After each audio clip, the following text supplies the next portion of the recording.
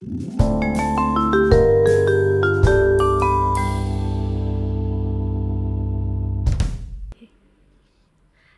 welcome to another episode of the Pianoforte Podcast. I'm your co-host Felicia, and here with me is my co-host Audrey. Hi, Audrey. Hello. It has been a while since the episode only has the two of us. Yeah, people talking instead of 3 or 4. Yeah. Nice to see you again. Nice to see you again. Without guests. I mean, I guess that's not so much different perspective from my side because I'm only looking at you all the time. But you must... it's just like 2 people, 3 people. Yeah. Back to 1 person again. Yeah. it's different on my end. I mean, you have more space to yourself now. Yes, that I can move different. and not like squished with other friends. Yeah. It was fun, but While it lasted. Yeah, while it lasted. Anyway, so we're gonna talk today about concert etiquettes, and before we jump into the main topic, have you watched a concert recently, Fish, or? Nope, I haven't been to a concert since the last time we recorded, so nothing for me. Since the last time we recorded, or since the last time we mentioned any concert at all? Since the last time we mentioned any concerts, actually. So since Robert's episode? Yes, quite a while. Wow. Yeah, by the way, if you haven't checked our previous episode, please listen to it. We learned a lot of stuff. Yes, we did. Yeah. Meanwhile, I have been to multiple concerts actually, which we'll definitely talk into the deep ends later on. But I just will probably do a short recap right now. I watched Polyphia live in Leipzig. It was great. It was wonderful. I had a splendid time. I mentioned it a little bit last time as my recommendations, like songs from Polyphia. It was, my are you still riding the so high? I not How really is it now. I do still down listen. a little bit. Yeah, it has calmed down a little bit, but like and last week, almost exactly last week, as per recording time, not as per airing time. I was at my friend's concert, like final concert recital conducting thing. Right. Gary, which is the guest of the last episode, he had his master concert in conducting, in orchestra conducting. Ooh. And I attended the concert, helped a little bit here and there. But yeah, that was very polar opposite, right? Polyphia is like metal rock, like very heavy guitar with distortion and with like delay and with effects and whatnot. And the other one is like classical. But I think I'm curious, like, what program did Gary like conduct? Right. It's a piano concerto. It's Mozart. It's Mozart's 5th symphony. I cannot talk. 5th symphony and the piano concerto in C? No, B flat. C moll. C minor? I don't. C. C major. I think so. I forgot. Mozart. Anyway, it's Mozart Klavierkonzert Nummer 13 KV KV 415. I still have the program. I just don't know the tonart anymore. I forgot about it. That's fine. And Symphony number 5. It was a short concert. It was like only 45 minutes, 50 minutes.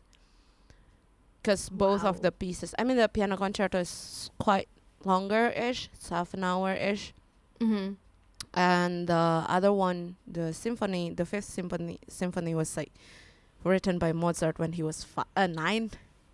Oh, So okay. So it it's- wasn't it's- very long. It's respectively short, but still, it was pretty good. It was good. That's good. They enjoyed yourself. Yeah, I quite enjoyed it actually. That was nice. Yeah.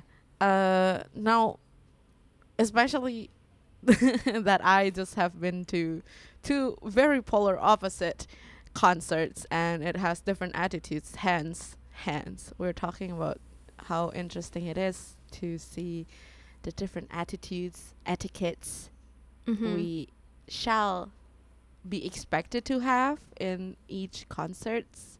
Yeah. Yeah. Fish, you wanna kick off like what your thoughts directly when you think about like concert etiquettes?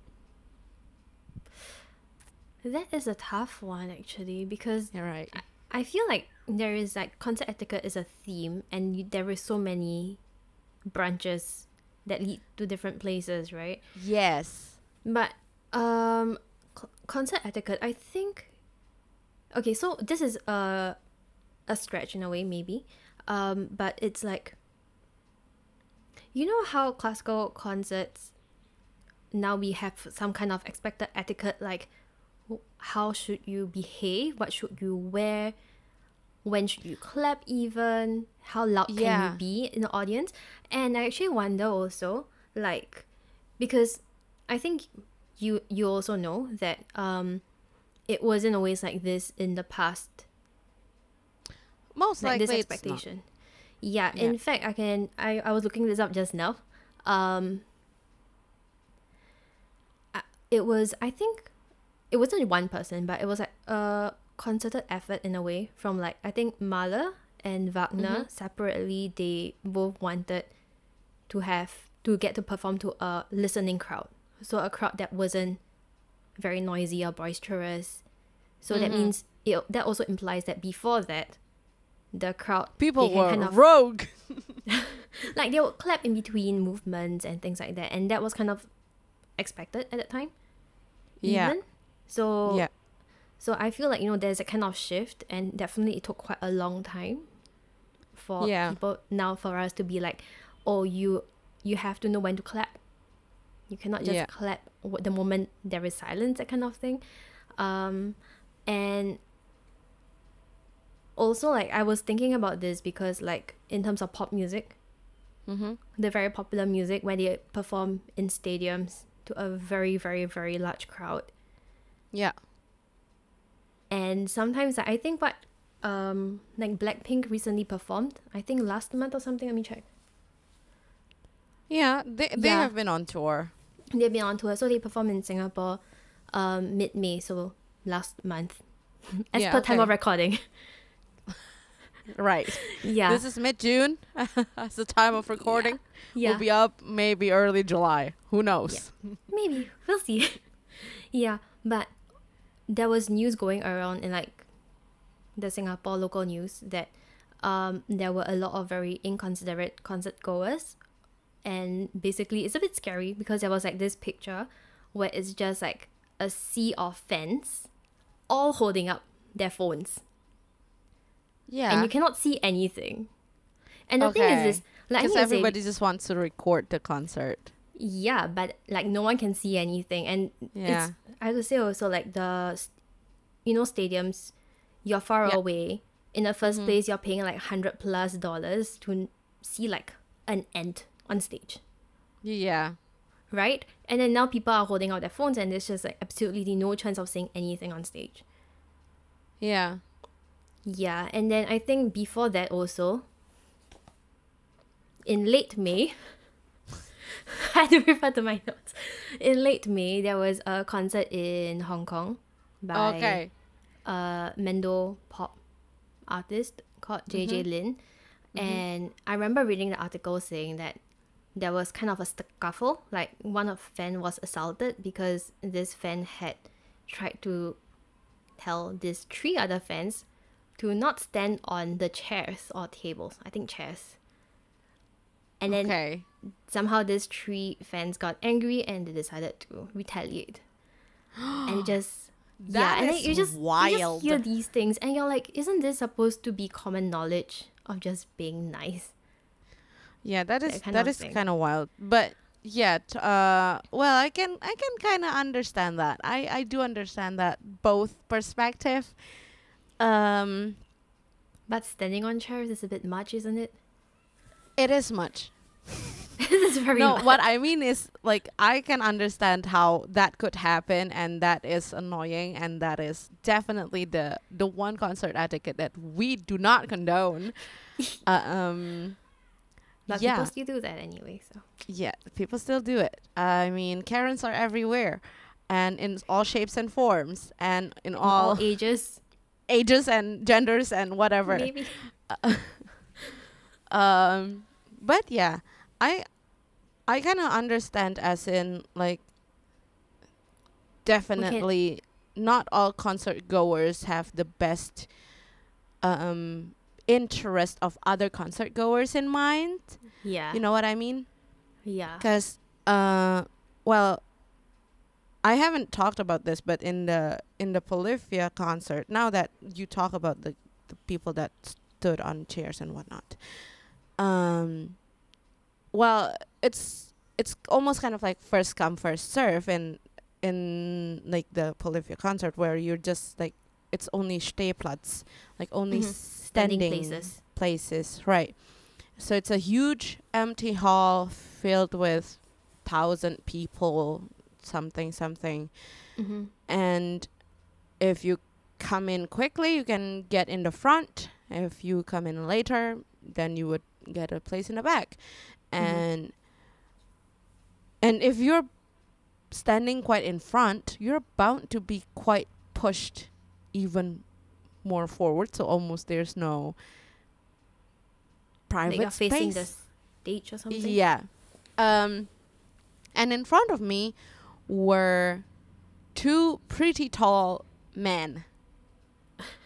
I am not annoyed by that, because I could still see in between their heads, and it was fine. And I'm like, it's fine. So it's pretty good. Oh, actually, in the beginning, my front was like a lady, and then the lady was waiting for another man, and she noticed that the man was kind of like a diagonal from me. And the lady was like, you can come to the front, to the man. The man said, like, nah, no, you don't have to. But the lady was like, okay, then I'm gonna go to the back. And she just pulled me to the front. She didn't even ask, like, do you want to go to the front? No, she's just like, let's switch. I was like, okay, that's kind of rude, but all right. And ended up being in, now I'm standing in front of very tall, behind a very tall man. That's like, before that I had still a little bit of a distance, so I could, like, diagonally look better. And now it's like in front of you directly. I'm like, oh, well, all right. And like the lady did that because she thought you would have a better view? Probably. And she wants to be near to her man, friend, boyfriend, who knows. I was not pissed about that. I was like, all right, that was kind of weird, because you didn't ask me or anything. You just be like, let's switch. But okay. But the tall men were pleasant. The other people were nice. They're not rude. They're not rowdy. They're not rude. They did, though, however, in the breaks, they just like sat down on the floor, which, like how when you stand up and when you sit down, you actually need more space when you sit down. Yeah. Yes. So only that, but I was like, yeah, it's fine. I mean, like, I still have a tiny bit more space, but it's getting crowded, eh? I cannot move my legs now. All right, sure. They're not rowdy in a sense, like they're Karens. But, like, I understand both sides. Like, yeah, you have the freedom to do so, but also in terms of etiquette, it's not the nicest thing to do so, because then it would crowd, like, your surroundings even more. Mm-hmm. Especially if not only one person sitting down. Yeah. Right? It's like Yeah. 3-4 people sitting down, and I was like, okay, well, okay, fuck it then. Yeah, that was that. But in terms of the general attitude during the concert, it was very good actually. That not well, some people do records a lot, but even that, I was like on the third, fourth row. It's like in between because people move and whatever. Yeah. Like not a lot of people recorded. I mean, they recorded maybe like clips of it, and then like they took their phone back down, which Yeah. I also did. I also recorded a couple of clips because that is like, you want to memorize it, and you want You want the to memory. you want to have a keepsake. Yeah. You want to have a keepsake, right? And I think that's totally fine. And Yeah. even if you are recording the whole thing, I was not disturbed by it because there's not that many people doing it. Yeah. But I can kind of understand if you are in a stadium, and that sense that you're already so far away from the artist, and then there's this all like rows and rows of phones. People. Yeah. I think Just like- it was interesting because like that's from the fans' perspective, right?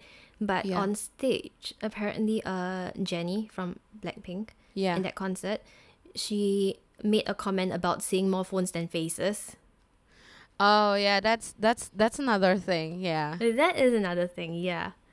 Yeah, for the artist, it's kind of also weird. I mean, we have been on stage. Mm-hmm. I am probably more frequently than you. Yeah. In fact, Definitely. in terms of, by the time we're recording this, I have a gig later today. Mm-hmm.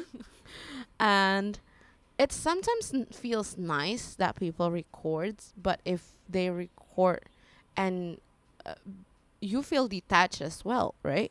Yeah. As an artist, you would feel detached to your fans because they are more focused on their phones rather than on, well, they're focused on their phones recording you, but But it takes they away from the cannot- moment a lot. yeah, like they cannot really interact in a natural way, kind of, Yeah. or very parasocial way again. Yeah. Yes. But it doesn't mean that parasocial relationship is a bad thing necessarily.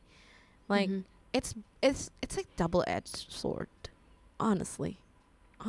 It is.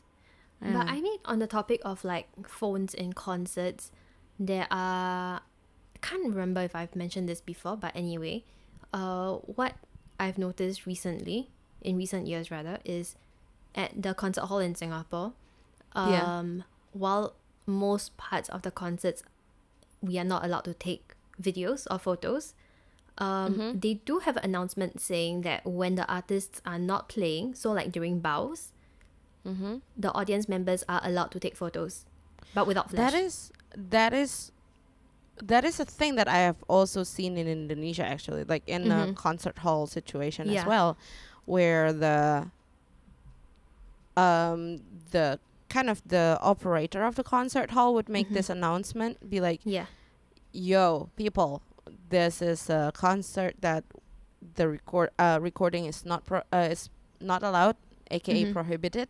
Yeah. And yeah, that was also something that I wanted to ask you, actually. Why do you think it's prohibited? As in, like, of course, one thing is like how do you call it, like, no, not copyright, but yeah, something like that. Although like music in general, like the older it gets, it's already in public domain, so like you cannot really technically sell it, but also at the same time it's also like, I think it's just in general in those situations, maybe the venue is recording it as well, and it will intervene with It could be, yeah. It could the equipment that they have. That's like my thoughts. But if it's not recorded in general and it's like, So, I actually, sorry, I just moved my it's all right.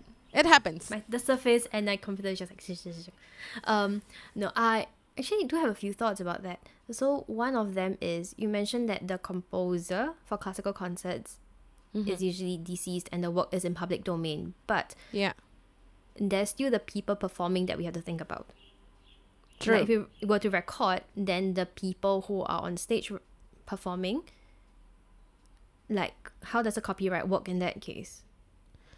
I think it's not the copyright anymore, right? It's like in Germany, there's two different things. One is GEMA and one is GVL.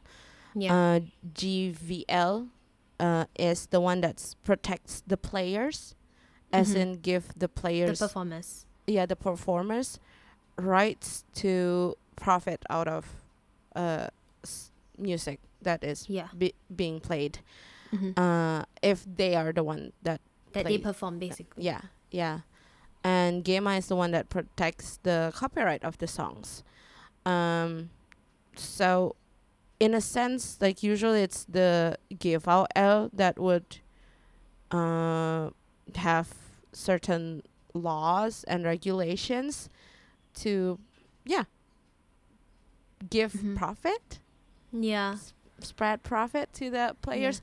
I do understand what you mean, like, okay, yeah, people cannot record and cannot like publicize it online for the protection of the players. Sure, that is totally valid. But I'm also kind of like, what about if you just post a tiny bit of the thing and not the whole thing? If you post a tiny bit, it shouldn't be a problem, I think. Yeah. Actually, there's also another thing about I mean, basically these videos that we take of concerts, when technically we are kind of not supposed to.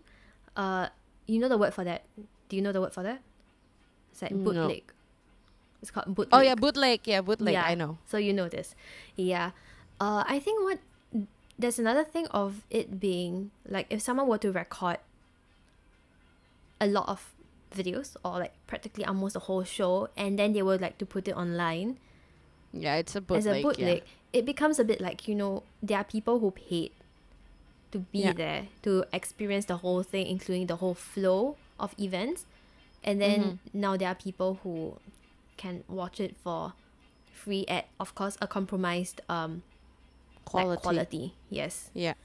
And that is a much more sticky situation to have to maneuver around, because on one hand it's like sharing is caring, but on the other hand it's like, is it really I do fair? understand that. It's like the bootleg, because honestly enough, like I don't want to call people out, but in musical theater the bootlegs are not called bootlegs, it's called slime tutorials. Slime tutorials? Yeah, when they upload bootleg, because definitely you're not allowed to upload bootlegs. Yeah. They mark it, they put the title, be like Hamilton slam tutorial. Oh my god, for real? That is a thing, and I know it's not good. I know it's definitely, again, like, you have to protect the the performers. You have to protect, especially that it's a newer piece of art. Yeah. So it has still like an ongoing copyright for the next, I don't know, 70 Many years, years. I think. For songs, around 70 It's around years. 70 years. Right. And I know that's like a thing, but like also at the same time there's people who are less fortunate that might just like wish on a slime tutorial. Yeah. Hang on. I'm I'm actually not sure that it's 70 years copyright. But basically years of copyright. Years of copyrights, yeah. Yeah. But it's I think 70 years after the passing of the artist. Yes. Correct. That's what I remember. Yeah, that's what I meant. But yeah, it's like, I know it's not good, but as musicians as well, that I have been broke. Like, it's like, I kind of understand the wish, like, oh, I wish I can buy this for free, whatever. Not buy this, sorry. Like, consume this for free. Like, that wish, I do understand that, even though I do not condone it, and definitely not doing. I mean, yeah. I mean, listening to music pieces on Spotify, it's also like, it's kind of bad and good because Spotify pays really terribly, but at least it's not illegal. But that's that kind of thing, you know, like when you know it's like both good and bad at the same time. It's just like crazy. Anyway, this is a bit off topic from the concert etiquettes again. I mean, it is still in the concert etiquettes. But I would also want to touch about the clapping situations. Yeah, that you mentioned earlier, that like people clap more frequently back then, which I totally can imagine, and totally like understand. Because when you finish like one movement of a piece, even though the piece is not finished, you would feel like, oh yeah, that was a good performance, clap clap clap clap clap, and then like continue on. I would understand that totally. But yeah, I have an interesting fact to share about this, actually, that I didn't realize until I was starting to look up about the topic of concert etiquette. Basically, I'm just reading off online right now. So, yeah, basically, there is this thing that started in France, Paris, I think, where people can hire people to clap for them in the concerts. And apparently, by 1830, like this, I can't pronounce it. It's French. Is that claque? CLAQUE. This became an institution, and the organizers basically can send an order for people to help to clap in the performance. And so it's like TV shows. Yeah, exactly. It's exactly like TV shows. They will be like, they put a sign, be like, clap now, and then the audience will clap, and then like stop, and then like the audience will just stay silent. Yeah, and so this is very interesting. But there is, so basically, people who can kind of react. So it's like by clapping, by laughing. Laughing or as like well. Asking for encores. I guess someone has to start the ball rolling, right? Yeah. Yeah, and apparently, so this practice eventually spread across to other parts. Not just Europe. Apparently, it spread over to New York as well. I'm not so sure about this, but that's what I'm reading right now. Makes sense. And apparently, sometimes some of these institutions, they will end up like extorting the singers or like performers, and just be like, if you don't pay me, I'm going to boo instead. And be disruptive. That is interesting. Again, so be like, I'm not sure pay how me so rampant, that I don't become a Karen. Yeah. So basically, I'm not sure how rampant this was, but it seems to have been a thing at some point in time. And again, we're talking about 1820s, 1830s. That's actually not that far back in human history if you think about it. No, I mean, okay. That is quite interesting that it was regulated to, even I mean, so that kind of makes sense now. So like Gustav Mahler was one of the people to have, I guess, like been much more discouraging of this behavior. Yeah, I mean, Mahler is also a unique person, no? Yeah, and there was another name I read that was, what was Wagner, it? Arturo Toscanini. Toscanin. Yeah. Okay. He also disapproved of this. Okay, yeah. I'm sure there were others as well, but I don't know who they are. Most likely. I mean, sure. But as a from your own perspective though, Fish, how do you feel about it that now it becomes the norm that you only clap after the whole entire piece is finished and not like after movements? And like even like I would feel like people would just sit still, try not to move, and not even to cough or anything. Oh, that's me though. And then between movements, like, I don't between move. movements, people be like everywhere. Like the that whole is a bit. concert yeah. room is just like coughing That is funny. and repositioning their butt, be like the squeaking of the chairs. Yeah.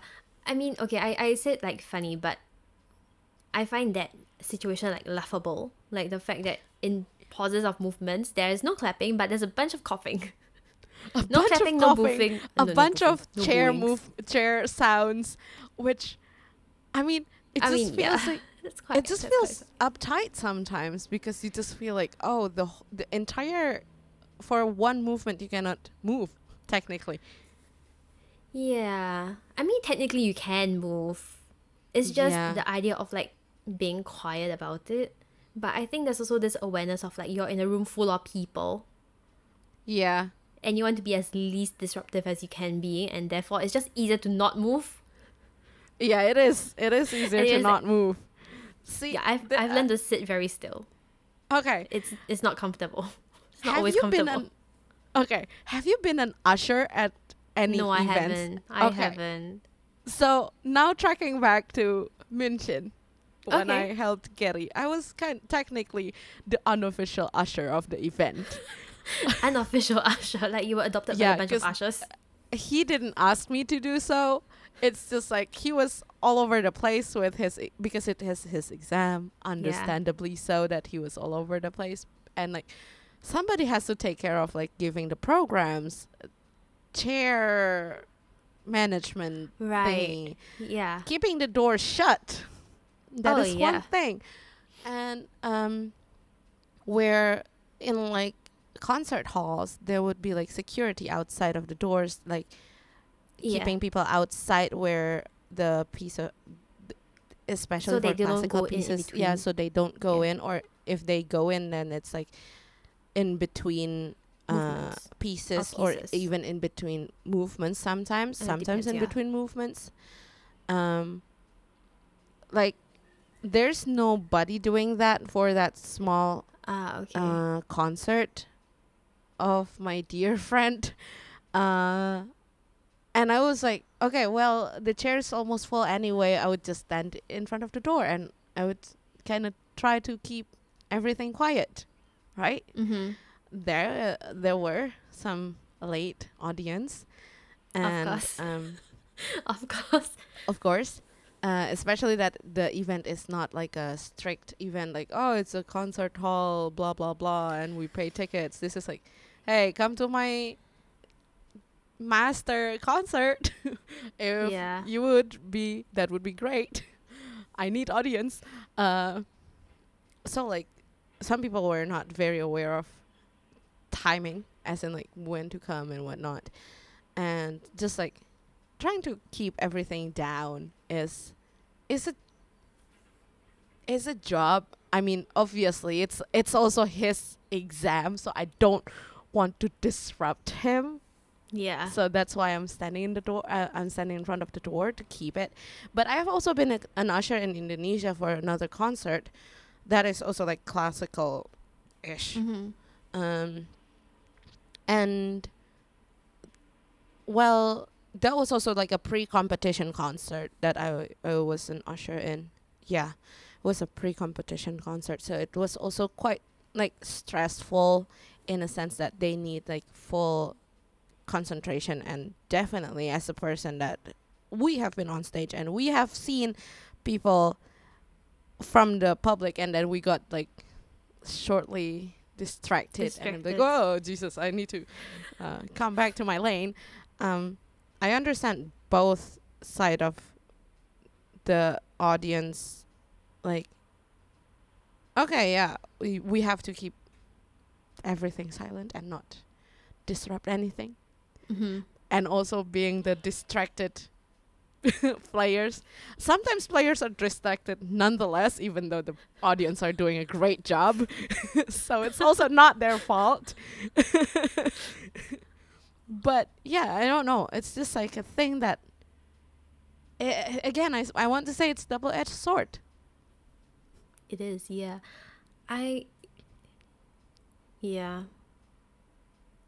But that is like the classical thing, right? There's a classical side. Yeah, that's the classical norm, so to say. Yeah. So to speak. There's definitely like on like pop or like rock metal concerts are different. There's always like there's a different set of expectations. yeah, different set of expectations. For example, on Polyphia, there's like crowd surfing. Mm-hmm. That was like so awesome that I wanted to do as well. I was like, I wish I would dare myself to do the crowd surfing. I didn't. There was Wall of Death that you asked me, what is it? It's like when you make a huge circle or like a room in the middle of the room. Yeah. Just like a huge space for people to like just like be nuts in that circle and like body slam each other technically. Right. Yeah. Just basically move a lot. Yeah. I mean, there's also Wall of Death happening in Freiburg, where we studied, where I still live. And it's a much smaller size than in Leipzig with 1,000 It's like you people. can count how many people are there. Yeah. Yeah, you can count the people with like maybe 2 hands. Maybe 3 hands sometimes. Okay, yeah. But like it's a much bigger scale in Leipzig. So I was scared that I have participated in Wall of Death in Freiburg when it's like only like 5 people. Who cares, pretty much right? people you've seen or like Yeah. But when I was in Leipzig, I didn't know anybody, and like I was just like, I don't know how strong they are. I don't know how wild they can get. And it turned out they were mild as they were. Was it I mean, milder they were than not in as Freiburg? wild as I thought. Maybe because I had this like high expectation of the Wall of Death. So when they're like milder than what I thought, I was like, I could have joined in. Aw. Yeah, I wish I had joined in. I regretted not crowd surfed and not doing the Wall of Death. I was like, this is milder than I thought. Man. Boo to you, Audrey. That's what I felt. But nonetheless, it's like something totally different, right? Like that kind of attitude as well, like in a metal concert, is something people actually the artists even be like, now it's time for Wall of Death. They would encourage it. There is this kind of interaction as well when like sometimes you also get people to sing along certain parts. Right? The artist like Polyphia is like virtuos like guitar playing, right? It's a lot of riff. And at one point the artist was like, so I think the guitarist I think his name is Scott. He was just like, so for the next song we want you to sing the riff. So I play the half of the riff and then you sing the riff. And I was like, is everybody really gonna sing like ba ba ba ba ba da? Just like just with just random syllables because it's all guitar playing originally, right? So it's like it's like chaos, but organized chaos because everybody are trying to do the same thing. That's fun. But the syllables are like all over the place. The pitch is like, yeah, maybe we get it, maybe not. Who knows? But that is totally different. Like than let's say like Jacob Collier. I'm gonna see Jacob Collier in a few weeks. By the way, that's so exciting. Another concert, and whoa! I just suddenly remembered something. In Munich, I also watched another concert other than my friend's concert. You did? I was in Machtoberdorf for the choir competition. That is also another set of different attitude, which maybe we don't have time for that. But I'll cut my thing short with the pop and stuff. Like, I think sometimes the artists even encourage like certain interactions, and that is like the norm. Mhm. Also for classical music, actually, I have seen when they are like more lenient on like certain pieces, or like maybe it's a little bit more modern, that like Mhm. they would actually encourage the audience to clap along. There was one video that was kind of, I guess, like reviewed, I guess, by Two Set Violin. Yeah. And one of them was at, it must have been a New Year's concert in Vienna or something, where you're playing that. Was it Radetzky march or something? You're playing a march of some sort, and then like you have the conductor turn around and encourage the people to clap, and Yeah. like moments like That this. is- But Yeah. then I remember Two Set Violin, both of them, they made the comment of saying like the audience clapped entirely in time. They have to be in time. They have to be in time. I mean, yeah, but they were in time. They were actually in time. Yeah, that is good then. That is good. And It shows you who were there as well. musicians. Yeah.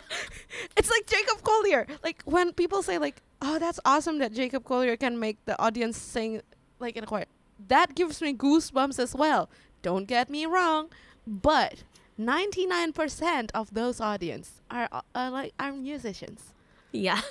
Also for Felicia, like the people who listen to their stuff are definitely not like definitely different than, let's say, people who are more used to like generic pop stuff. Not saying that generic Yeah. pop stuff is bad, because I It's just do a listen to different Taylor audience, Swift. right? Yeah. It's just different audience, and when you know your audience, you know how they behave, how they can behave. yeah. That's one thing that you can take a very good advantage of, because people have fun doing that. Because in Yeah. Machtoberdorf, the entire audience were invited to sing one song that I do not know, but for some reason, it's just very basic for the Germans, and they all sing. And I was just there, be like, trying to lip sync together, Yeah. pretend as if I know. Yeah. And yeah, and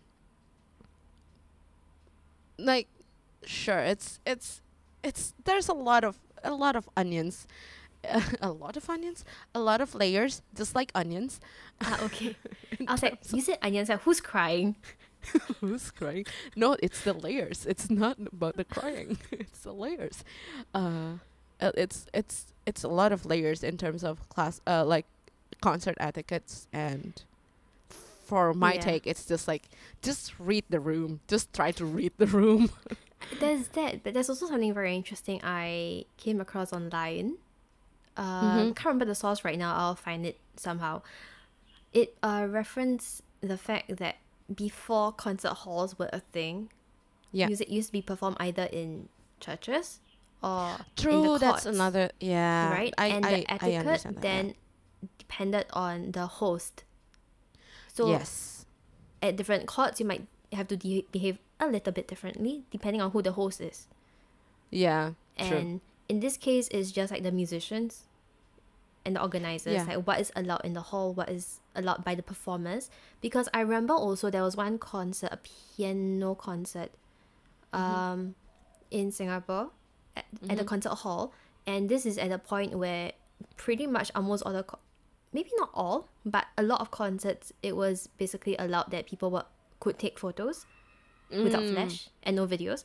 But I think it might have been the request of this particular pianist that absolutely no videography and no photography is allowed at all times in the concert hall. Yeah, so they made a Well, special if note that's on the that as well. request of the artist, then you It should sounds like it, respect yeah. You should respect it. You do not want to piss off the artists. I mean, speaking of pissing off artists in the classical music world, do you remember Yeah. like 2019 Anne-Sophie Mutter. She was performing a piece. I looked this up. So she was performing a Beethoven violin concerto, and in the middle, she was like, there was someone who was taking a video, and she basically stopped in the middle of like the slow movement to kind of ask this particular concert goer to stop filming, and this concert goer gave quite a bit of attitude and was escorted out. Yeah, I remember that made quite a big news when it happened. I didn't know about that news, but I have seen like on... Was it 2019? Might have been earlier, I'm not sure. On like a short video form content, that's like a piece that should have been a duet, but there was no tenor. So one of the audience sang the tenor part. Like he's a student. Just he is a to student. Be clear. Yes. He actually knows the line. Actually, the artist like she actually it was supposed to be a soprano and tenor, and the soprano actually shown like a happy face, and yeah, like she was very appreciative of that. Appreciative of the concert goers. That is one thing that is like good in a sense, from like you're disturbing technically, because she was not expecting that, but if she is delighted by that, then go on further, my dude. Go forward. But I don't understand why people find it hard to be like when people ask like to stop to do something and they feel like entitled. Like that is top Karen behavior. Yeah. There's actually a whole other section of concert etiquette we haven't touched on yet. I'll just drop this in here, not going in details. Singing along. Yes. Sing along in two very different contexts. One is in a pop rock concert, which sometimes is fine, depending. If you're going to be singing along the entire concert, I think it's questionable. Oh yeah, it's gonna be. But in musical theater, it's definitely that was a red the other flag. one I was going to say. Although I might do you can sing it in your heart. I'm like, I really want to sing along. I am guilty in terms of that. Sometimes even in classical music, if I know the melody and if I love it, I would sing along very quietly. But if somebody looks into me, I'll be like, sorry, I'll stop. Yeah, basically knowing I have been guilty of that. I try to not sing along loudly, but if somebody be like, shush, and I would say, okay. I am guilty of that. I try not to be Karen. I will better myself. Singing along. What else that you want to point? That was one in the musical theater setting. Oh yeah, true. I mean, there was a news article this year. I don't know if you heard about that. No. It's there was a musical troupe, I guess, who was performing The Bodyguard. Okay. In Manchester. Yeah. And they had to stop the show prematurely because they reached the song what's the song? Whitney Houston's song, I Will Always Love You, is it? Oh yeah, I Will Always Love You. Yeah, and there were at least one person who was just trying to belt out along even though this concert goer was told to stop. And the thing is, prior to the concert like ending prematurely in Hialeah, before that there was already a minor disruption because people were singing along, and they paused for a while but they continued, and then this was the second interruption and someone was trying to belt out to I Will Always Love You and Jesus was very reluctant to stop, wouldn't really want to stop, had to be brought outside, and then apparently what was described as a mini riot happened. So it was really messy. That's wild. That is wild. So that was the other one that I remember hearing about. Yeah. It really stuck in my mind because you don't hear about these very often. That is not exactly a problem in like pop and rock and whatnot concerts because... Yeah. Well, sometimes it's... as I said, sometimes it's even encouraged and... Actually... But at times, Yeah, at times. But but also people would be on the same page, right? Like you go to Yeah. a specific concert because you want to hear the songs, you want to be part of that. But at a musical theater is a very different environment. Yeah. It's Yeah. different. It's totally different. It's like, yeah, I agree. I agree with that. It's like, just read the room, guys. Just read the room. Mm-hmm. You need to. Okay. Yes. Let's like wrap up, and now we just wrap up with our normal recommendations. You wanna start, Fish, or should I start? You can start. I always ask that question, don't I? And now you're always going to be starting. Okay. So I need to look on my phone what my recommendation was. Hold on. So, okay. My recommendation is a 2020 album from Matthew V. Okay. Literally, it's really just Matthew V, like one letter. Okay. And the album is called Two-Faced. It's mostly love song about, you were like, we broke up, I miss you, do you miss me, whatever, or like, how could you be so mean, like stab me behind my back, those type of songs. I don't know. I just found it. I liked his voice. Actually, the main thing why I listened to this album because I liked his voice. He also had a more recent album this year, Anything Goes. Just Anything Goes, which consists of a lot of It's more a cover. It has Moon River, Atlas, Georgia on My Mind. Those good a bit stuff. more like the standards. Yeah, he's quite jazzy. I've been listening to a little bit more jazzier stuff here and there once in a while. I'm curious actually, how would you describe his voice? Because you said one of the things you like about that is the voice. It's like modern jazz. It's like, it's not like the traditional Louis Armstrong type of voice. It's more like almost like poppy. But it just, he belts in the jazz and he riffs in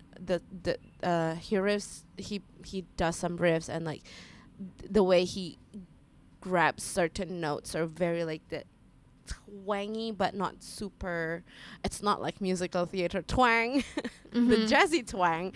And so that's why I said like it's jazzy. It's like but he has a nice texture. It's not too, because people with twang can be overbearing sometimes, so strong. Very he straight. Doesn't have that. He's a bit more rounded the way he, I would say that, well, for those who are watching, you can see my hand movement doing this all the time. He does do that like with his voice. That's what I imagine his voice is doing to me. Yes. That's my recommendation. And what about you? Okay, so recently, this is going to be a very weird recommendation, but it's just something we I love really weird like. recommendations. Okay, so basically the music from a game called Celeste is really nice. And then recently I got my hands on a piano book of the songs in Celeste, and it's really, really fun to play. That's nice. Yeah. That's a total different recommendation. We love that. And I just really, really want to say the names because this particular, so like the music for the whole game was composed by this lady called Lena Rain. Okay. And the person who did this particular arrangement is called Trevor Allen Gomes. And it's really, really good arrangement because I think there's one thing where the style of music is quite minimalistic to begin with. So we're talking about many layers with very limited range of notes. And the harmony is... How do you describe the harmony? I feel like there were instances of like pan-diatonism in there. I think it was that one. Interesting. Yeah. Yeah, and the whole thing is just very minimalistic. So it's very nice to be played on the piano because you have the very like clean cutting sound of the piano that. It's a very nice tinkle that really fits this music in particular as well. Okay. Yeah. Is it originally like orchestrated? Like, because a lot of I cannot game remember. music is like orchestra based. I'll be honest, I do not remember because it's been a while since I tried to play the game, and it's also been a little less while since I watched my sister play the game, so I do not remember the music. Oh, but I remember it was really, really nice. Okay. Yeah. Okay. That's fair. All right. Thank you for the recommendation and thank you for the talk. Yeah. I had fun with this episode. This was very fun. I Because think you get to revisit the concert again. Yeah. Yeah. I loved it. I loved Felicia concert. I also enjoyed my time in Munich. So I just had so much fun. Who knows? Maybe tonight I will make great memories as well on stage. I'm sure you will. Well, I don't know if there will be wall of death on my gig. Maybe, but I do know for sure. But I do know for sure. We have songs that we do ask the people to participate. So there you go. That is one of the concert etiquettes. Mm-hmm. And if the artist asks you to participate, you better do. Yeah. You better do, or we will scream at your ears, be like, "Do it!" Yeah. All right. So okay. That's it for today. Thank you for listening. We'll see you next time. We'll see you next time. Bye-bye. Bye.